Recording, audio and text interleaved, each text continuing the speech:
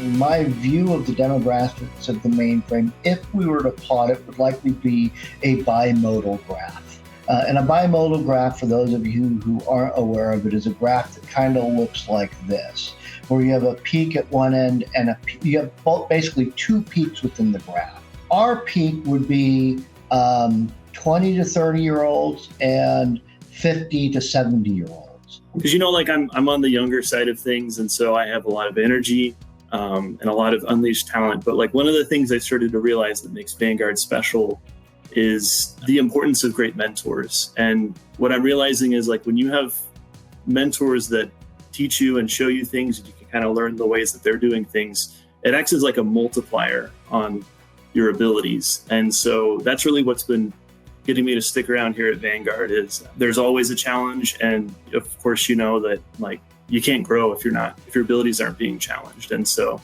yeah, that's kind of where I've been for the last 4 years here at Vanguard, and I've been really enjoying it. He's a shining example of a success that we've had. He's just one of a number of people we have in our organization that we brought in to bring up to speed on the mainframe, to learn some of the new technologies or old technologies.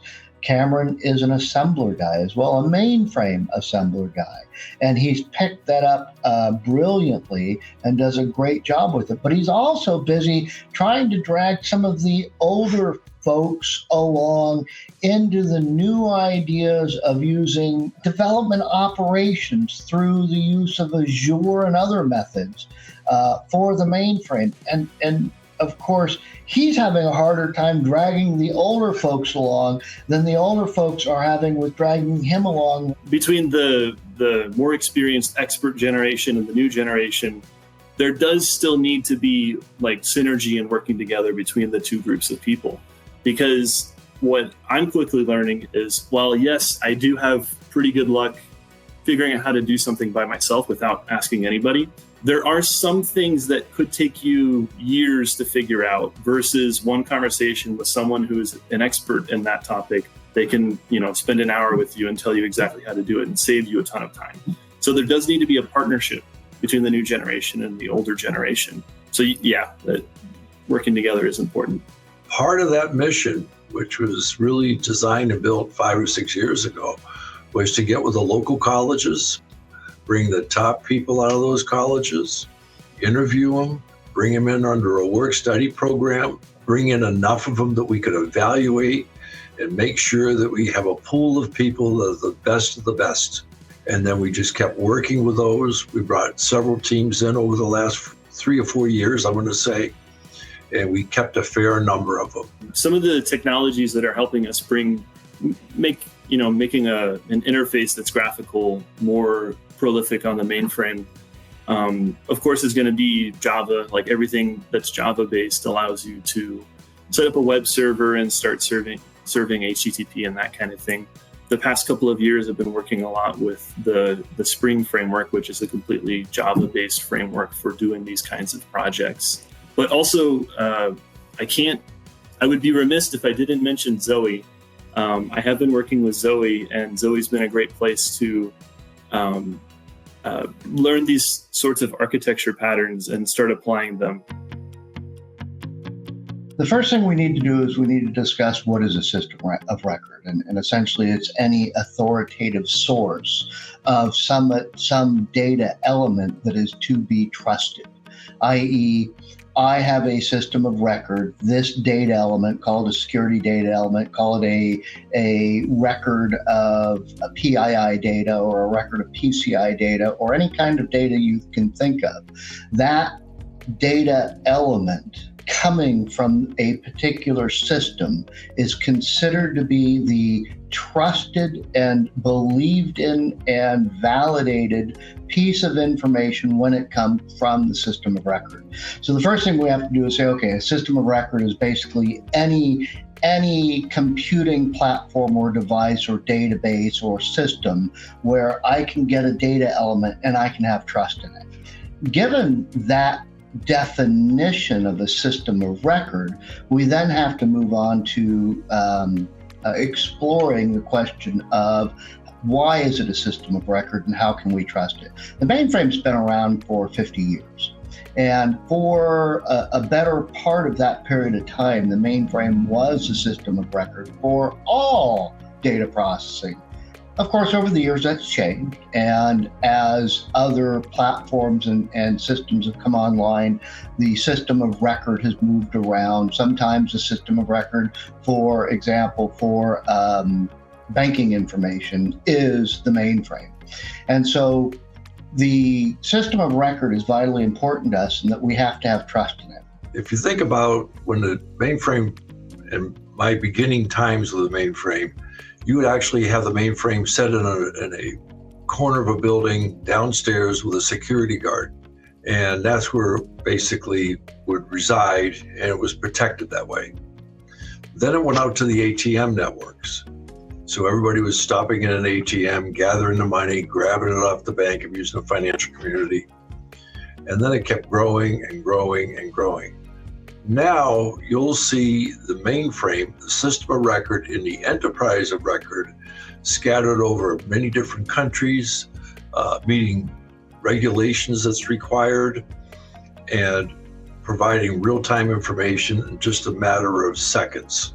So the idea of the mainframe now as a system of record is the online system of record that you need instant information that's correct, that you can call somebody and ask them if you have a problem. It has all the MFA capabilities before you log on and look at something. You could talk to it through your cell phone. So the technology is growing at such a rapid rate, and the number of devices that are connected to it it's hard to believe. And you take big organizations like the Walmarts or the Targets or the big banks like that are in the top 10 banks, they're all using mainframes. Probably the top 20 are still using mainframes. Then the outsourcers that are dealing with the financial community, the insurance community, and the other communities, they're all using mainframes. The big one that we're seeing right now is DORA. If you go through the DORA requirements, and when we were asked about this particular capability that was SAM, it was in meetings that we had with our European friends that were saying DORA is coming out and we need to have a technology that addresses it. Interestingly, our early adopters are in Europe. We have another one out of Canada, several in the United States. But they were the ones that first said, you know what, we really need to pay attention to this and we need a technology that can do it for us.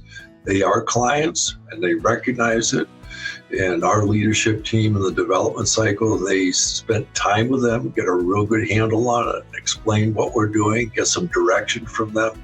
Our methodology is to build what the client needs to meet the requirements to satisfy the audits and the regulations. You take the UK as an example. If a system has a problem, they have to report up into the government agencies in the UK if something happens, and they can be fined by them. They have very strong regulations, and there was two of our clients that were really pushing for this capability. When you're paying attention to what the customer says, not only from managing their customers, for them to give better service, but to meet the audit requirements. The teeth that these regulations have could be real big penalties. How are you going to pay for those? You're going to pay for our net profit. And then you have the reputational risk. And so you want to make sure that you have a technology that supports the mission, taking care of their customers, meeting the regulations, and it operates like it should without any impact.